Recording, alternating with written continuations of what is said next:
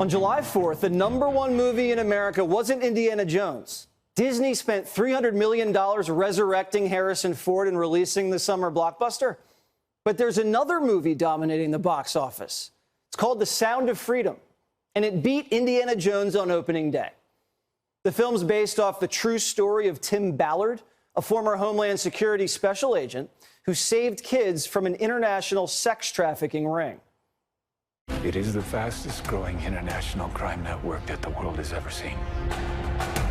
We're Homeland Security. You know we can't go off rescuing Honduran kids in Colombia. This job tears you to pieces. And this is my one chance to put those pieces back together. So you quit your job and you go and rescue those kids. This movie zeroes in on the multi-billion-dollar human trafficking industry and honors a hero, someone who saved children from sex slavery. But to the media, this person isn't a hero. Someone who rescues kids from pedophiles is a villain.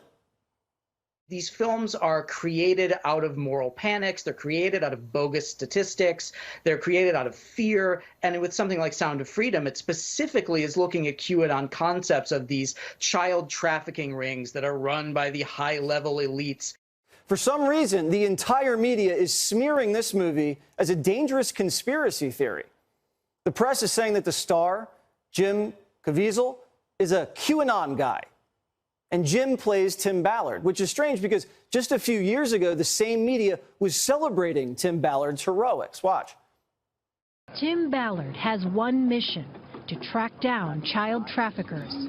4 months ago, Colombian authorities asked him to investigate a tip that children were being sold there as sex slaves.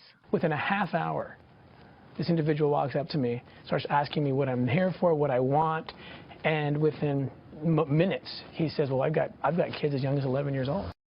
So why is the media warning people not to see a movie about child sex trafficking that's based on a true story? Well, the Spear Fund founder, Tim Ballard, joins me now. So, Tim, why is the media hating this movie? You know, I can't understand it. The film was made, produced, written like 5 years, 6 years ago, way before anyone heard the name QAnon. I still don't even know what QAnon is.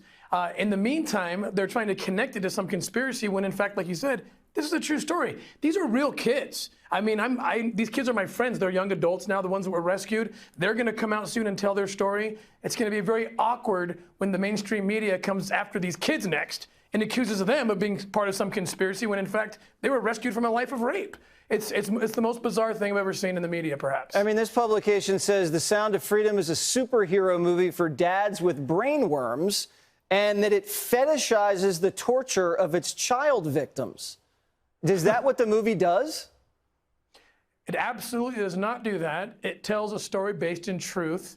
And, you know, what I think is happening, Jesse, I think that the left and these media outlets, they don't want to have a discussion that this film is going to compel. A discussion about why 85,000 children showed up unaccompanied at the border and got released into the interior of a country that is the highest consuming country for child exploitation material on the planet. They don't want to talk about why these same publications are pushing an agenda to change the word pedophile to minor attracted persons in order to normalize sexual activity with children. I think that's what they're trying to avoid, and they know this film is going to shine a light on all of the things, all the atrocities happening to children, and so they have to discredit it by lying about it. So what would their motivation be to discredit a movie that's trying to shine a spotlight onto atrocities committed against children?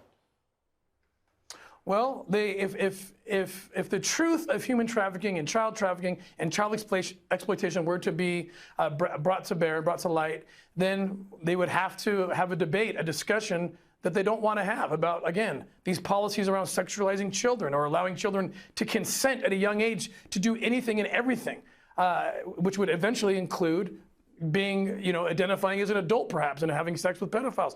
I hunt pedophiles. I've been hunting them for 20 years, and they are watching this and they're salivating. They are happy that Rolling Stones and The Guardian are ripping on a movie that exposes them. So I don't like the fact that these media outlets are, in fact, wittingly or unwittingly, running interference for human traffickers and pedophiles. Yeah, well, I haven't seen the movie yet, but now I want to see it because this thing made such a splash. Tim, thanks so much for joining us, and good luck at the box office. Thank you.